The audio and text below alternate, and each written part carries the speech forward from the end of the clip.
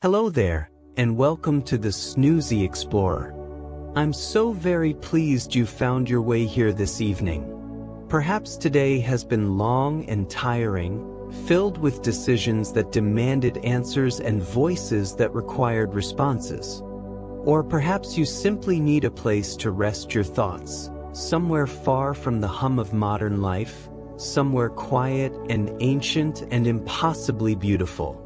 Either way, tonight's journey is meant for you. You have nothing to do now but settle in. Let your shoulders drop away from your ears. Let your jaw soften. Let your breathing find its own slow rhythm, like waves withdrawing gently from a shore. Because tonight, we are traveling not through time alone, but upward, high into the Andes Mountains of Peru, to a place where clouds move through stone corridors and morning mist obscures the edges between earth and sky. We're going to explore Machu Picchu, the mountain city built without mortar, without iron tools, without the wheel. A place constructed stone by stone, fitted so precisely that even after 5 centuries, you cannot slip a knife blade between the blocks. You'll hear of workers shaping granite with river stones, of llamas carrying supplies up impossible slopes, of agricultural terraces that still prevent erosion today. Some of what you hear may surprise you, or at the very least, offer your mind something beautiful to rest upon as sleep finds you. And before we begin our slow ascent into the mountains, if these gentle explorations help you find peace at day's end, do consider subscribing to the Snoozy Explorer. It helps others discover this quiet refuge, one restful soul at a time. Now then, let us begin our climb, slowly, carefully, as the Inca builders once did, knowing that the journey matters as much as the destination. Machu Picchu sits at nearly 8,000 feet above sea level. The city rests on a mountain ridge between 2 peaks, Machu Picchu and Huayna Picchu, suspended above the Urubamba River valley far below.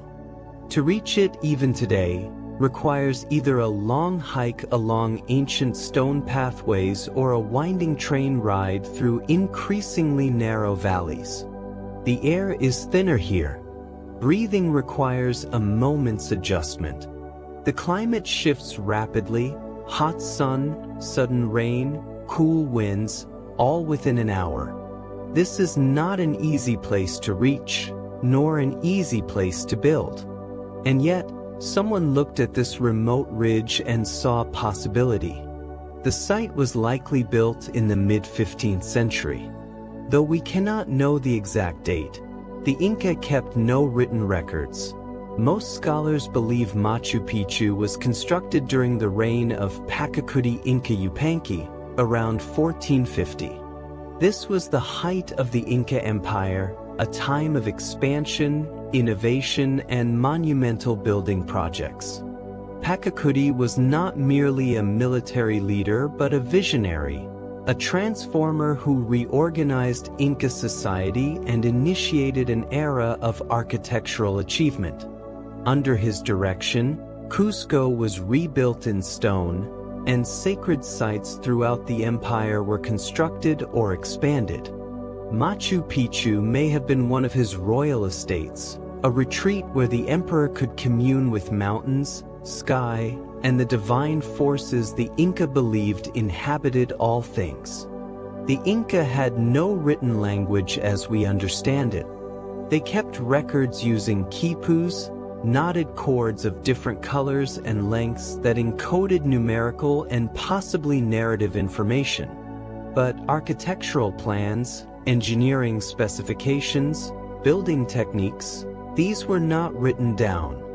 They were held in memory, passed from master to apprentice through demonstration and repetition. The knowledge that built Machu Picchu lived in hands and minds, in muscle memory and oral tradition. What we see today is not the result of blueprints but of collective memory, of a culture that valued knowledge as something embodied, practiced, lived. The Spanish never found Machu Picchu.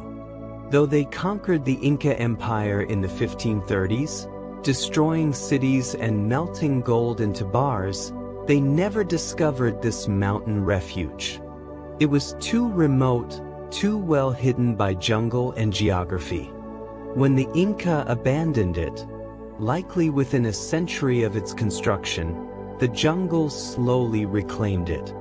Vines crept over walls. Trees pushed up through plazas. Rain smoothed the stones. For 400 years, Machu Picchu slept, known only to local farmers and the occasional traveler, until Hiram Bingham arrived in 1911 with a team from Yale University and brought it to international attention. The world had forgotten it, but the stones had not forgotten themselves. Tonight we will explore how it was built. Not quickly, for nothing here was done in haste. Not with machines, for the Inca had none. But slowly, carefully, with human hands and patience measured not in hours but in seasons, in years, in generations. We will move through the process as the builders did, observing the land, selecting stones, shaping them with deliberate precision, fitting them together in a dance of geometry and gravity that still stands, still breathes, still whispers of what human hands can accomplish when they work in harmony with stone and mountain and sky. The Andes are among the world's longest mountain ranges. Stretching more than 4,000 miles along the western edge of South America, they rise in vertical walls from coastal deserts and Amazonian jungles, their peaks crowned with snow that feeds rivers flowing in opposite directions. The mountains are young in geological terms, still rising, still being shaped by tectonic forces that push the earth upward, folding and fracturing rock. The landscape is dramatic, sharp ridges, deep valleys, sudden cliffs that drop thousands of feet. Nothing is gentle here. Everything is carved, thrust, broken, and reformed. Machu Picchu sits where mountain meets jungle. Below the site, the Urubamba River cuts through a gorge, its water rushing white over stones. Above, the peaks rise into clouds that drift and dissolve with the day's warmth. The vegetation changes with elevation, subtropical forest below, cloud forest at the city's level, windswept grasses above. Orchids bloom on tree branches. Bromeliads collect rainwater. The air is alive with birds and insects. The Inca built not in isolation from this landscape but within it, letting the mountain's contours guide their decisions. The bedrock is primarily granite. This is important. Granite is an igneous rock, formed from molten magma cooled slowly deep underground. It is hard, durable, and fractures in relatively predictable ways. The Inca understood stone intimately. They knew that granite could be split along its natural planes, that it could be shaped through patient pecking and grinding, that once properly fitted, it would hold for centuries. The mountain itself provided the building material. Stone did not need to be imported from distant quarries. It was there, beneath their feet, waiting to be recognized and released from the larger mass. Mist moves through the ruins like a living thing. In the early morning, clouds rise from the valley below, filling the spaces between buildings, obscuring walls and terraces, reducing the world to gray softness. Then, as the sun climbs, the mist burns away, revealing stone slowly, piece by piece, until the entire city emerges into clarity. By afternoon, the sky may be brilliant blue, the stones radiating stored heat. Then rain comes, sudden and heavy, drumming on the terraces, filling channels, streaming down ancient drains. The weather here is not a backdrop but a presence, a force that shaped how the city was built and how it endures. Rainwater is both gift and threat. The region receives significant rainfall, especially during the wet season from November to March. This water sustains agriculture, fills springs, and nourishes the cloud forest. But water is also erosive. It seeps into cracks, freezes and expands, washes away soil, undermines foundations. The Inca knew this. Every aspect of Machu Picchu's design accounts for water, where it falls, where it flows, where it must be channeled, where it must be allowed to drain away. The city is not merely built on the mountain. It is built in conversation with water, anticipating its movement, directing its force. The surrounding peaks were sacred. For the Inca, mountains were not simply geographic features but apis, powerful spirits that protected and watched over the land and its people. Machu Picchu is positioned to align with several sacred peaks. From certain vantage points within the city, the sun rises directly over one mountain during the winter solstice. Other structures frame views of distant summits. The city was not just placed on a convenient ridge, it was positioned within a sacred geography, a landscape of spiritual significance. Building here was not merely practical. It was devotional, an act of respect toward the mountain spirits that allowed human presence in their realm. Vegetation had to be cleared before building could begin. When the Inca arrived, the ridge was likely covered in forest and undergrowth. Trees needed to be cut, roots extracted, the land stripped back to expose the bedrock. This was labor-intensive work, done with stone axes and wooden tools, by hand, day after day. The cleared vegetation may have been burned, its ash enriching the soil for future terraces. Slowly, the mountain's bone was revealed, the granite ribs and shoulders upon which the city would rest. This clearing was the first act of construction, the initial conversation between builders and place. The terrain dictated the city's shape. Unlike cities built on flat plains, where streets can run straight and buildings can align in grids, Machu Picchu had to conform to the ridge's contours. The city stretches along the narrow spine of the mountain, divided into sectors that step up and down with the land's natural rises and falls. Plazas occupy the few relatively level areas. Terraces transform steep slopes into usable space. Staircases climb where the gradient is too sharp for ramps. The city does not impose itself on the landscape. It responds to it, finding balance between human need and geological reality. The exact purpose of Machu Picchu remains uncertain. Because the Inca left no written records, we piece together its function from archaeology, oral histories recorded by Spanish chroniclers, and the city's layout itself. It was likely a royal estate, a retreat for the emperor and his court, a place to escape the administrative pressures of Cusco. But it was also more than that. The presence of temples, ceremonial platforms, and astronomical markers suggests it served religious purposes.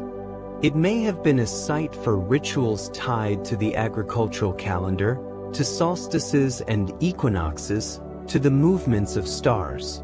The Inca sought harmony with the natural world.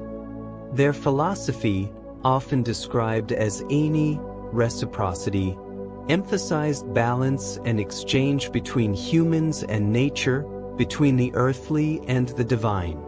Building was not about conquering the mountain but about joining with it, creating structures that honored the land's spirit. Stone walls followed natural outcrops. Buildings incorporated existing boulders. The city grew from the mountain as if the mountain itself had dreamed it into being. This was not domination but partnership, a conversation in granite. Machu Picchu may have been a center for agricultural experimentation. The site contains numerous terraces, far more than needed to feed its relatively small population. These terraces, built at different elevations, would have created microclimates suitable for testing various crops: potatoes, maize, quinoa, coca. The Inca were sophisticated agriculturalists, and a royal estate in such a unique location would have been ideal for developing and refining farming techniques. The knowledge gained here could then be applied throughout the empire, improving yields and food security. The city was never densely populated. Estimates suggest that at most, perhaps 1,000 people lived here, not a metropolis but a community of priests, administrators, artisans, farmers, and servants. The limited population meant resources could be focused on quality rather than quantity, on creating spaces of beauty and precision rather than simply housing masses. It was an elite enclave, a place of privilege and purpose, where those fortunate enough to reside could live close to the sacred mountains, surrounded by carefully crafted stone. The site offered natural protection. Perched on a ridge with sheer drops on 3 sides, Machu Picchu was easily defensible. The only approach was from the south, along a narrow trail that could be monitored and controlled. Though the Inca Empire was expansive and powerful, security was not irrelevant. A royal estate needed protection from potential threats, rival factions, rebellious groups, or simply the need for privacy. The geography itself served as a wall, better than any fortification humans might build. Water sources were crucial. Near the site, natural springs emerged from the mountain, providing fresh water year-round. This was essential. Without reliable water, the city could not function. The Inca engineered channels to capture spring water and direct it through the city in a series of fountains and basins, each one slightly lower than the last, using gravity to move water where it was needed. The presence of these springs may have been one of the primary reasons this specific ridge was chosen. Water is life, and in a place as remote as Machu Picchu, the mountain's gift of water was sacred. The city was aligned with celestial events. Structures within Machu Picchu mark solar and possibly lunar events. The Intihuatana stone, often called the hitching post of the sun, casts specific shadows during solstices. Windows in certain buildings frame sunrise during important dates. For the Inca, who measured time by the sun's movement and organized agricultural and ceremonial life around the calendar, these alignments were not mere decoration. They were functional tools, a way of reading the heavens, of staying synchronized with cosmic rhythms. Building Machu Picchu was an act of devotion. For the emperor who commissioned it, for the architects who designed it, for the workers who shaped each stone, this was more than a construction project. It was a spiritual undertaking, an offering to the Apis, a way of participating in the sacred order of the world. Every stone carried intention. Every wall embodied prayer. The city was not simply built. It was created with reverence as an expression of the Inca belief that humans, nature, and the divine were bound together in relationships of mutual respect and responsibility. Selecting the site required careful observation. The Inca did not choose locations impulsively. They studied the land, its geology, hydrology, climate, and sacred significance. They likely spent months, even years, evaluating this ridge before committing to construction. Engineers would have tested the bedrock stability, examined how water flowed during rains, noted where sun and shade fell throughout the day and across seasons. This patience in planning ensured that the ridge offered a relatively level spine. Compared to the surrounding slopes, which plunged steeply into the valley, the ridge's crest was comparatively flat, enough to allow construction of plazas and larger buildings without excessive terracing. Of course, relatively level in the Andes is still challenging terrain by most standards, but it was manageable, a compromise between the inaccessibility that offered protection and the flatness that made building feasible. Bedrock stability was essential.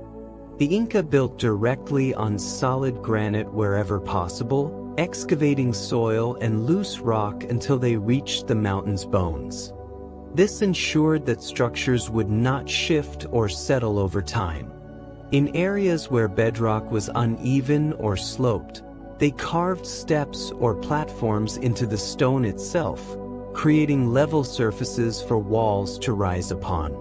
This integration of natural and constructed stone is one of Machu Picchu's most remarkable features. Sometimes it is difficult to tell where the mountain ends and the building begins.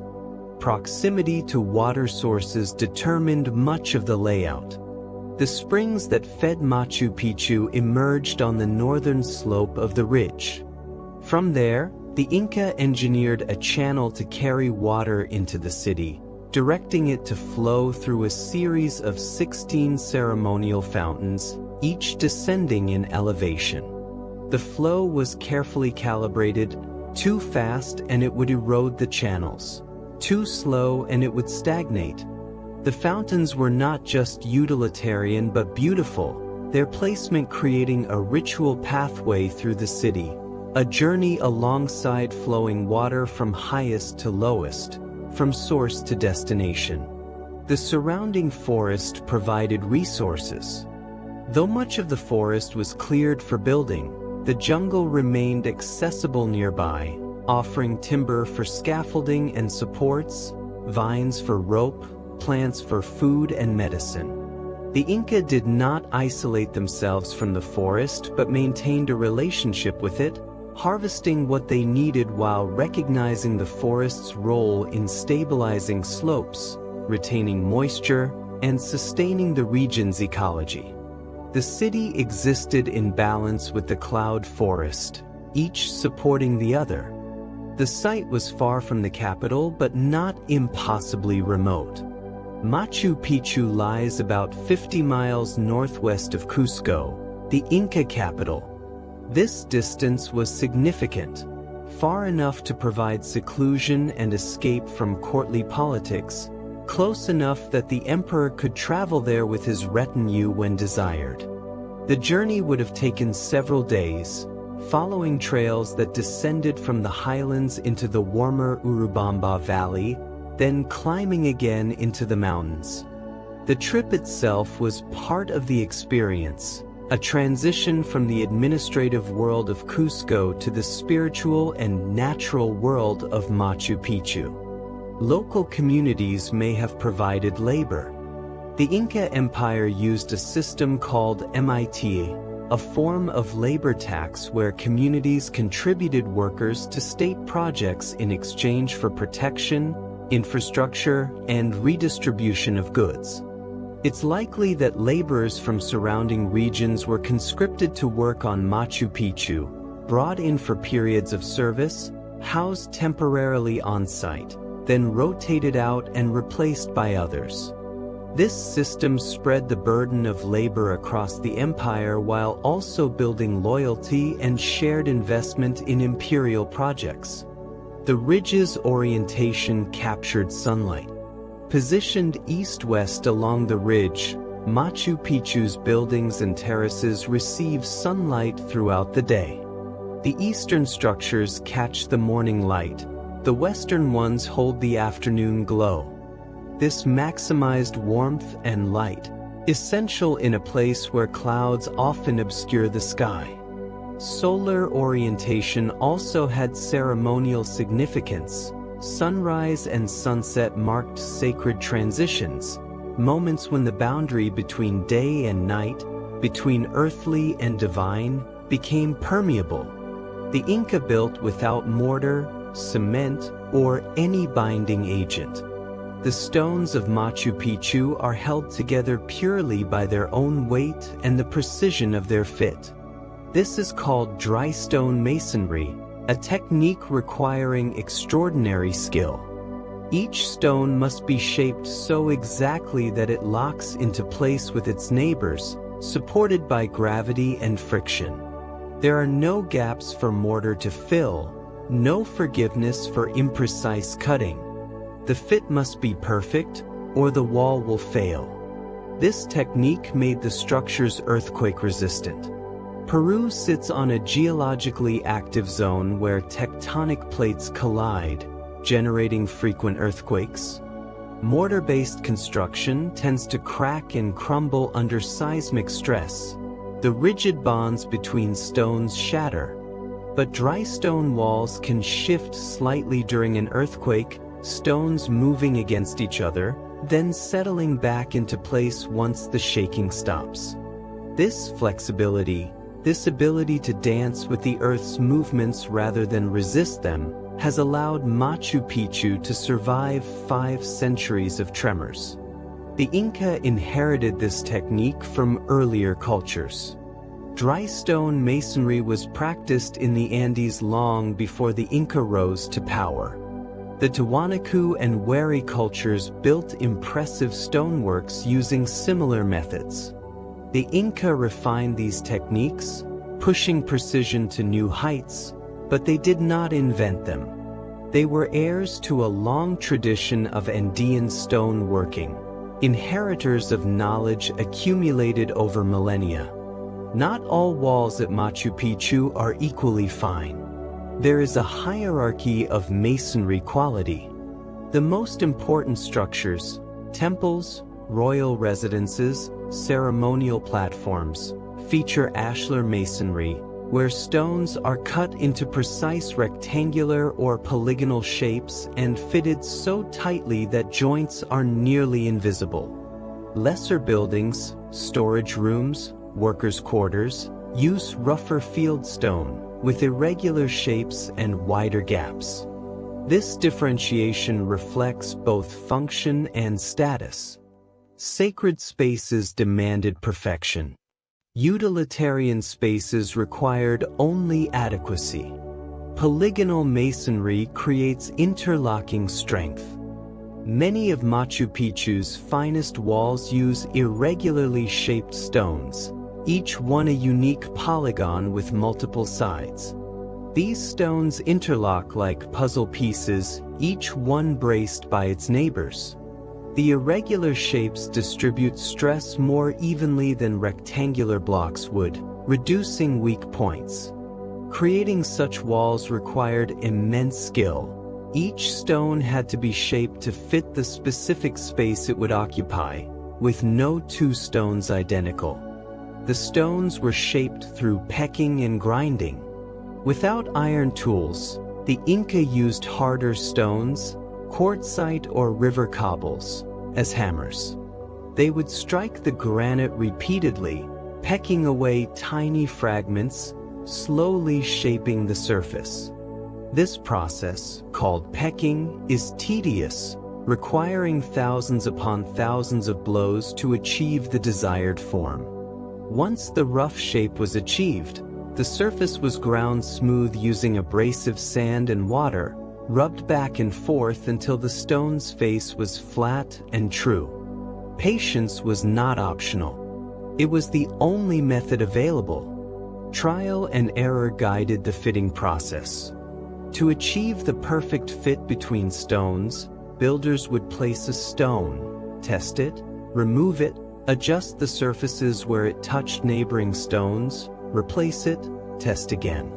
This cycle repeated until the stone settled into place with no gaps, no wobbling, no movement. Some stones may have been fitted and refitted dozens of times before the match was deemed acceptable. The final result looks effortless, but each joint represents hours of careful adjustment. The concept of stone without mortar invites rest. There is something calming about the idea of these stones resting against each other with such trust, held by nothing but their own precision and weight. No glue, no cement, no external force binds them. They simply rest, as you are invited to rest now, supported by what is solid, trusting in balance, finding stillness in the embrace of what surrounds you. Stone was quarried directly from the mountain. Much of Machu Picchu's building material came from sites nearby, sometimes just meters from where it would be used. Outcrops of granite were identified, their quality assessed, and then the slow work of extraction began. This proximity reduced the need for long-distance transport, though some stones still had to be moved considerable distances across difficult terrain. Quarrying began by exploiting natural fractures. Granite, like many rocks, contains natural cracks and planes of weakness. The Inca studied these fractures, looking for ways to split the stone along lines that would yield usable blocks. Once a promising crack was found, wooden wedges were driven into it. Water was poured over the wedges, causing the wood to swell, exerting pressure and widening the crack until the stone split. This was a slow, patient process, working with the stone's nature rather than against it. Fire and water sometimes aided quarrying. In some cases, fires were built directly on the rock surface to heat it, then cold water was thrown on the hot stone, causing rapid contraction that could fracture the surface. This thermal shock method was risky. It could shatter the stone unpredictably, but when successful, it could break large sections free from the bedrock. The Inca used this technique selectively, in places where other methods were impractical. The size of quarried blocks varied widely. Some stones were small, the size of a loaf of bread, easily carried by one person. Others were massive, weighing several tons, requiring teams of dozens to move. The largest stones at Machu Picchu weigh an estimated 50 tons or more. Extracting such blocks from the bedrock was a monumental task, requiring planning, coordination, and sheer determination. Tools for quarrying were simple but effective. Stone hammers, wooden levers, rope made from plant fibers. These were the instruments of extraction. There were no pulleys, no wheels, no metal chisels. Everything was accomplished through human muscle, leverage, and patience. The simplicity of the tools belies the sophistication of the technique. Knowing how to use these simple implements to maximum effect required deep understanding and years of experience. Quarrying was dangerous work. Stones could shift unexpectedly, crushing limbs or worse. Working on steep slopes with heavy blocks introduced constant risk. There are no records of injuries or deaths, but it is certain that some workers were hurt, some killed. The city's beauty rests, in part, on sacrifices that were likely never recorded, never honored except in the stones themselves. The sound of quarrying would have filled the mountain. Imagine the rhythmic tap-tap-tap of stone on stone, echoing across the ridge. Hundreds of workers, scattered across quarry sites, all pecking and grinding and splitting, creating a percussion that announced to the forest and the valley that something new was taking shape. This was not quiet work. It was a drumbeat, a declaration, a steady pulse of transformation. Quarried stones were rough-finished on site. To reduce weight before transport, stones were shaped into approximate forms at the quarry. Excess material was knocked away, leaving a block closer to its final size. This rough shaping made the stone lighter and easier to move. The fine finishing, the precise shaping and surface grinding, would happen later, closer to or at the building site. Each stone was shaped individually to fit a specific location. Unlike modern construction, where standardized bricks or blocks can be used interchangeably, every stone at Machu Picchu is unique. It was designed for one specific spot in one specific wall. If removed, it could not be placed elsewhere without extensive reworking. This individuality is part of what makes the construction so remarkable. Each stone is a custom piece in an architectural puzzle. Shaping required visualizing the final form. Masons had to imagine how the stone would sit, how its surfaces would meet its neighbors, what angles and curves were needed. This mental modeling, this ability to see the finished stone within the rough block, is the mark of a master craftsman. It cannot be taught through instruction alone. It comes from experience, from shaping hundreds of stones until the eye and hand work in unconscious harmony. Surfaces were ground smooth using sand and water.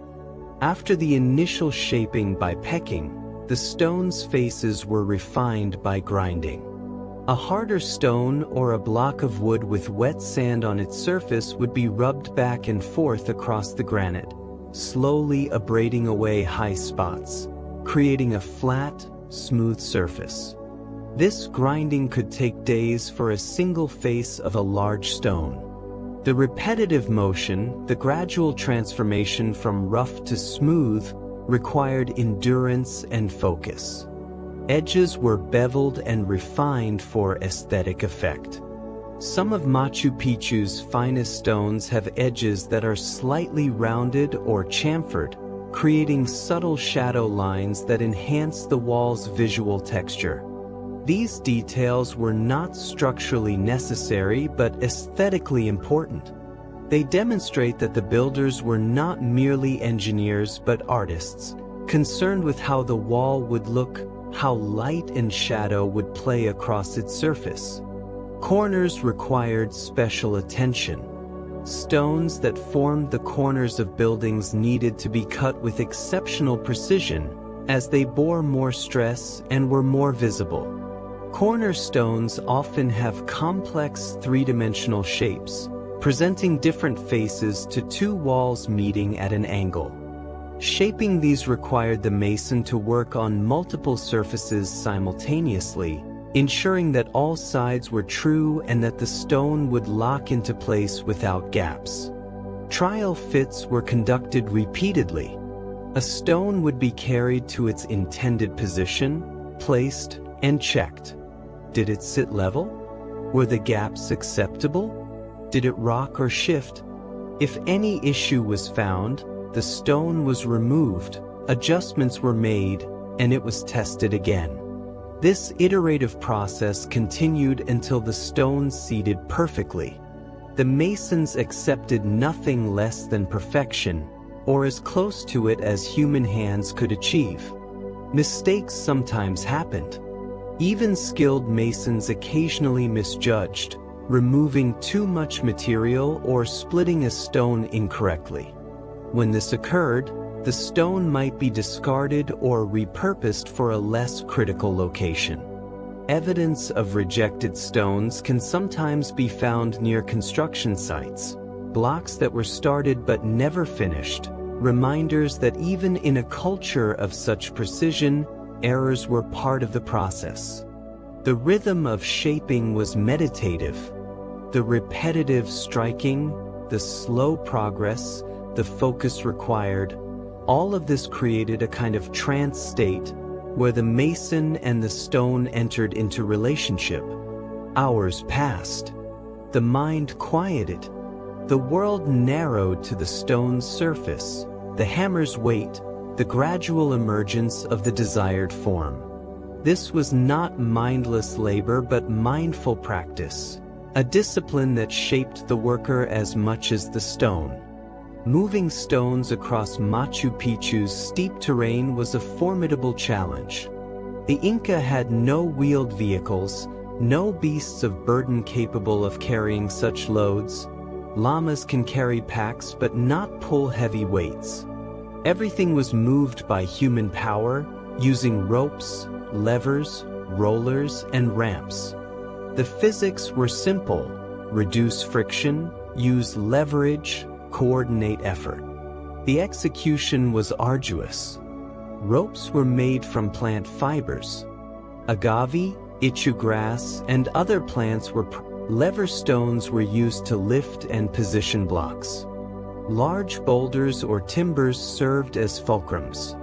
Workers would insert wooden poles under a stone, using the lever to lift one edge slightly, then wedging smaller stones underneath to hold it. Repeating this process from different angles, they could gradually raise a stone, adjust its position, or tilt it into place. Leverage multiplied human strength, allowing a few workers to move weights that would otherwise be impossible. Teams coordinated through song and call. Moving a large stone required dozens of people pulling together at precisely the same moment. Verbal commands or rhythmic chants ensured everyone applied force simultaneously. This collective effort built camaraderie and shared purpose. The stone's movement became a group achievement, a dance of coordinated muscle and will. Descending slopes was sometimes more dangerous than climbing.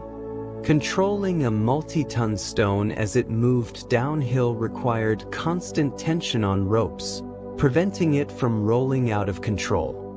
Workers had to break the stone's movement, sometimes using their own body weight as counterbalance, risking injury if the stone shifted unexpectedly.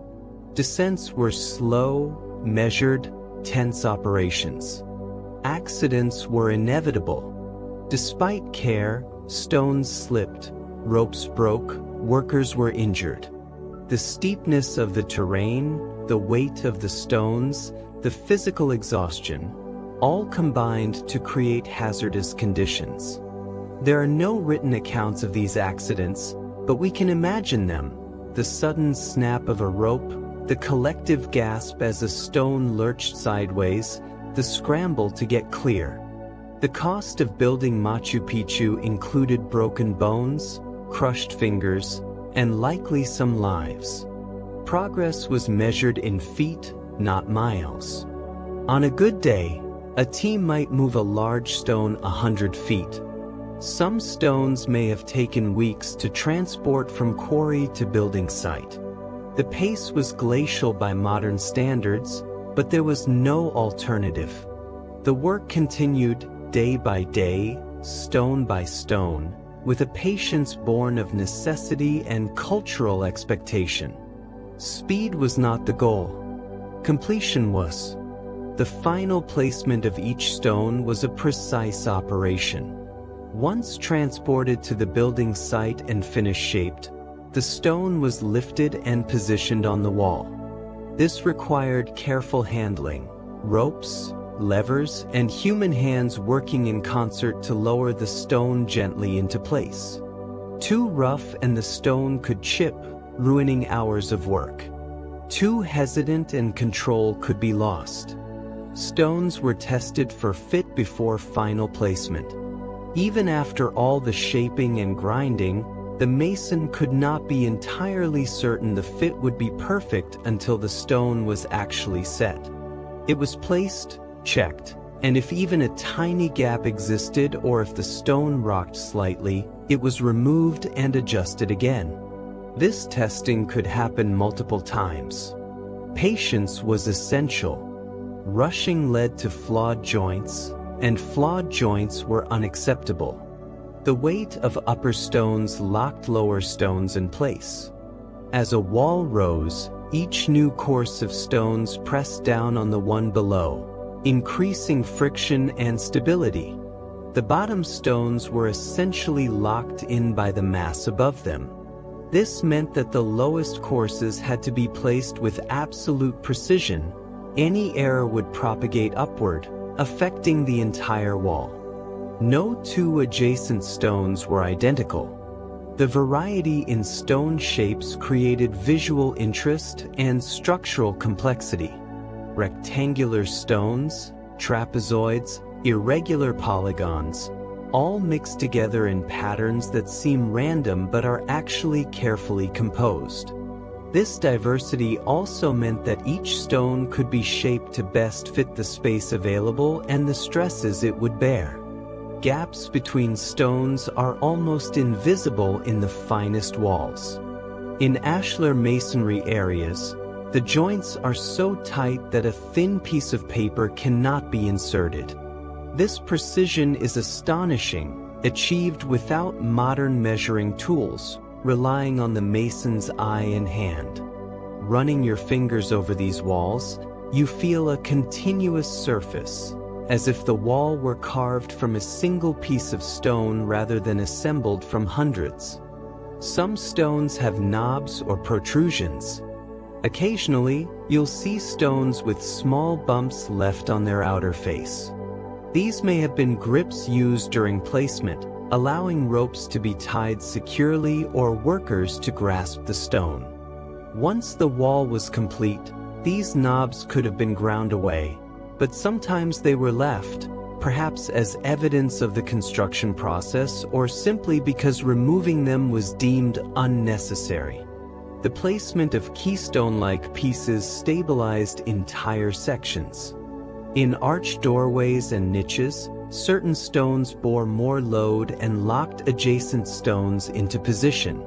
Removing one of these keystones could destabilize the surrounding structure. The masons understood load distribution intuitively, placing these critical stones with extra care. Fitting stones was a communal effort. While one master mason might guide the process and make final decisions, many hands were involved: lifting, positioning, bracing, adjusting. Young apprentices watched and learned, absorbing the technique through observation and participation. Knowledge passed not through manuals but through shared labor, mentored to student, generation to generation. Agricultural terraces transformed steep slopes into farmland. Machu Picchu features extensive terracing, stepped platforms carved into the mountainside.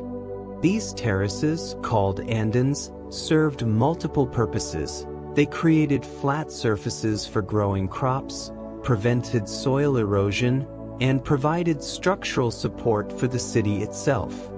Without terracing, the steep slopes would have been unusable, subject to landslides during heavy rains. The terraces are as essential to Machu Picchu's survival as the buildings themselves. Each terrace was a complex engineered system. The Inca didn't simply pile soil on a slope and call it a terrace.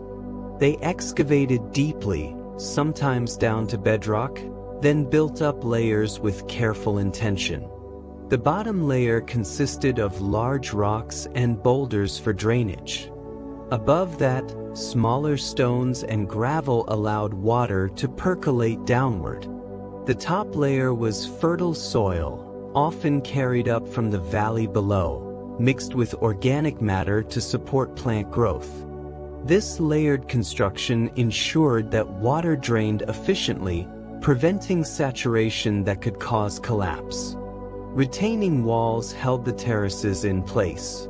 These walls, built with the same dry stone masonry as the buildings, had to withstand enormous pressure, the weight of soil, water, and crops pushing outward. The walls were built with a slight inward lean, called batter, which improved stability. Drainage holes, called weep holes, were incorporated at regular intervals, allowing water to escape rather than building up pressure behind the wall. These small openings are still visible today, still functioning after 5 centuries. Terraces followed the mountain's contours. Rather than imposing a rigid geometric pattern, the Inca adapted terrace shapes to the landscape. Some curve gracefully along hillsides. Others step sharply up ridges. This responsiveness to topography created terraces that worked with gravity and water flow rather than against them. The result is both functional and beautiful. The terraces appear organic, as if the mountain itself had chosen to step downward toward the valley. Different crops were grown at different elevations. Machu Picchu's terraces span a range of altitudes, creating varied microclimates. Lower, warmer terraces might support maize and beans. Middle elevation terraces were suitable for potatoes and quinoa. Higher terraces, exposed to cooler temperatures, could grow hardy tubers and medicinal plants. This diversity increased food security. If one crop failed, others might still thrive. It also allowed experimentation and seed selection, improving agricultural knowledge. Irrigation channels distributed water across the terraces. Springs higher on the mountain fed stone-lined channels that carried water to the agricultural zones. Small gates or diversions allowed farmers to direct water to specific terraces as needed. During the growing season, water was essential. During heavy rains, excess water was channeled away to prevent flooding. The system was flexible, allowing human management to respond to changing conditions. The terraces required constant maintenance. Retaining walls needed repair when stones shifted. Drainage holes had to be kept clear of debris. Soil had to be replenished as nutrients were depleted. This maintenance was ongoing year after year, generation after generation. The terraces we see today have survived partly because local communities continued to care for them even after Machu Picchu was abandoned, recognizing their value for agriculture and erosion control. Drainage systems extended throughout the city. Beyond the terraces, Machu Picchu is laced with channels, culverts, and drains designed to manage rainwater. The city receives over 80 inches of rain annually. Without proper drainage, this water would pool, seep into foundations, and gradually undermine structures. The Inca engineered a comprehensive network that intercepts rainfall, directs it into channels, and carries it safely away from buildings and down the mountain. This system is largely intact and still functioning. Stairways also served as drainage channels. Many of Machu Picchu's stone staircases double as water channels during rains. Water flows down the steps, which are carved with slight slopes to encourage runoff. This dual function is elegant. The same structure that allows people to move vertically also allows water to descend without eroding the slope. Every element served multiple purposes, maximizing efficiency. Doorways at Machu Picchu are trapezoidal, wider at the bottom than the top. This distinctive shape is a hallmark of Inca architecture. The trapezoidal form is inherently stable. It distributes weight efficiently and is resistant to earthquake damage. The inward slanting sides also create a psychological effect, drawing the eye upward, giving even modest doorways a sense of grandeur. Entering through these doorways, you pass from one space to another with intention, the threshold itself commanding a moment of attention. Windows also follow the trapezoidal pattern. They are not large. Glass was unknown to the Inca, and wide openings would have let in too much cold air at night. Instead, windows are small, positioned to capture specific views or to allow light at particular times of day. Some windows frame sacred mountains. Others align with sunrise during solstices. These openings were carefully planned, serving not just practical needs but ceremonial and astronomical purposes. Door lintels were massive single stones. The horizontal stones spanning the top of each doorway had to support the weight of the wall above. These lintels are often enormous, weighing several tons, carved from single pieces of granite. Lifting them into place would have required coordinated effort, ropes, ramps, leverage, and courage. Once positioned, they were secured by the weight of the stones above and by precise fitting with the vertical door jambs. Some doorways retain stone rings for securing doors. On either side of certain entrances, small stone protrusions or holes suggest where wooden doors once hung or where rope or leather bindings secured coverings. Actual doors have long since decayed. Wood and fiber do not survive centuries in this climate, but the stone hardware remains, hinting at how spaces were closed off, how privacy was maintained, how the flow of people and air was controlled. Niches are carved into many interior walls. These trapezoidal recesses, echoing the shape of doors and windows, served as shelves or altars. They held offerings, stored small items, or displayed ceremonial objects. The niches are carved directly into the stone walls, some shallow, others deep enough to reach through. They add texture and functionality to interior spaces, breaking up flat surfaces and creating focal points within rooms. Passageways connect different sectors of the city. Narrow corridors and staircases wind through Machu Picchu, linking terraces, plazas, and building complexes. These passages are intimate, often just wide enough for one or two people to walk abreast.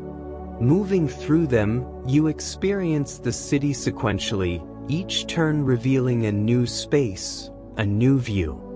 The city cannot be taken in all at once but must be explored gradually, step by step.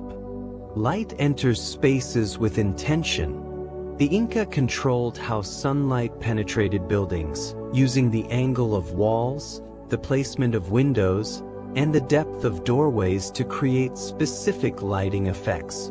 Some rooms remain in shadow most of the day, cool and dim. Others catch morning or afternoon sun, warming quickly. This passive solar design created comfortable microclimates within buildings, reducing the need for heating or artificial light. Thresholds were sometimes carved with symbolic designs. Though much decoration has weathered away, traces remain, small geometric patterns, channels, or grooves carved into door sills or lintels. These may have held ritual significance, marking the transition from secular to sacred space, from public to private, from outside to inside. Crossing a threshold was not merely physical but spiritual, an acknowledgement that space itself carried meaning. The workers who built Machu Picchu lived on or near the site. Temporary housing, likely simple structures of stone and thatch, would have been erected to shelter workers during the years of construction. These dwellings have left little trace. They were not built to last and were likely dismantled once the project was complete. But for a generation, the ridge would have been alive with the sounds and rhythms of a working community. Days began at dawn and ended at dusk. Without artificial lighting, work schedules followed the sun. Morning light brought workers to quarries, terraces, and building sites. Midday, when the sun was hottest, may have been a time for rest and meals. Work resumed in the afternoon and continued until darkness made precision tasks impossible. The rhythm was dictated by nature, not by clocks. Meals were simple but sufficient. Workers would have eaten staples of the Inca diet: potatoes, maize, quinoa, beans. Meat was less common but not absent. llama jerky, guinea pig, dried fish brought up from the coast. Chicha, a fermented maize beer, provided calories and was consumed regularly.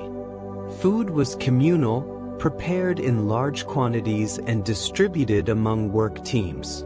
Sharing meals reinforced social bonds and acknowledged collective effort. Skilled masons held high status. Those who could shape stone with precision, who understood load and balance, who could read the stone's grain and anticipate how it would split, these individuals were valued, respected, sometimes even others transported it. Still others specialized in shaping or placing. Coordination among these groups was essential. Bottlenecks in one area would halt progress downstream. A supervisor or administrator, likely appointed by the empire, would have overseen the operation, ensuring materials and labor flowed smoothly, resolving disputes, reporting progress to higher authorities. Rest days punctuated the work schedule. While the Inca worked hard, they also recognized the need for rest and celebration. Religious festivals, agricultural ceremonies, and possibly rest days built into the Maite labor system would have provided breaks from the relentless physical toil. These intervals were not wasted time but necessary restoration, allowing bodies to recover and spirits to remain willing. Machu Picchu was built to withstand earthquakes. The Inca lived in a seismically active region and understood that the earth could shake violently without warning. Their response was not to build rigid structures that would resist movement but to create flexible ones that could move and settle back. The dry stone construction allowed this. When the ground shook, stones shifted slightly against one another, absorbing and dissipating energy, then settled back into place once the shaking stopped. Centuries of earthquakes have tested the construction. Peru has experienced countless tremors and major quakes since Machu Picchu was built. Some have toppled colonial buildings in Cusco and damaged modern structures. Yet Machu Picchu endures. Walls remain standing. Terraces hold. The precision of the stonework, the careful engineering of drainage and foundations, the flexibility of dry stone masonry, all combine to create resilience. The stones dance with the earth's movements rather than fighting them. The city rests in balance with the mountain.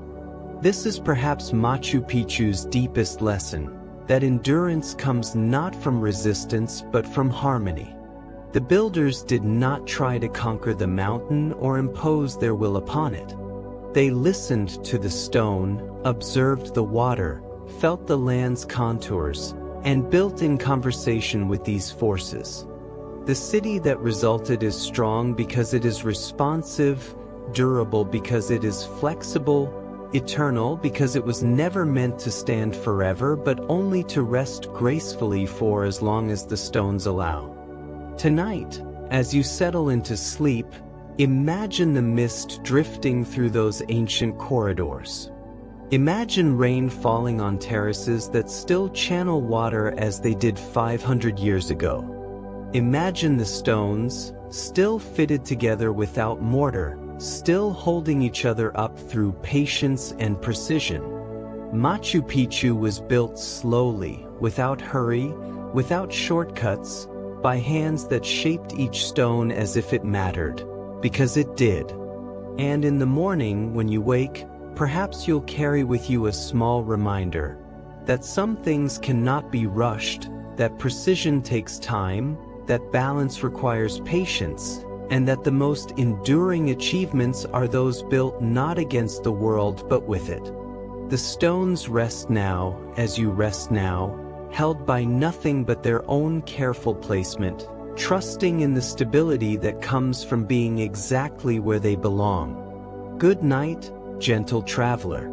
May your sleep be as peaceful as the mist that settles over the mountain city, as deep as the stones are old, as restorative as the balance the Inca sought between human hands and the mountain's ancient bones.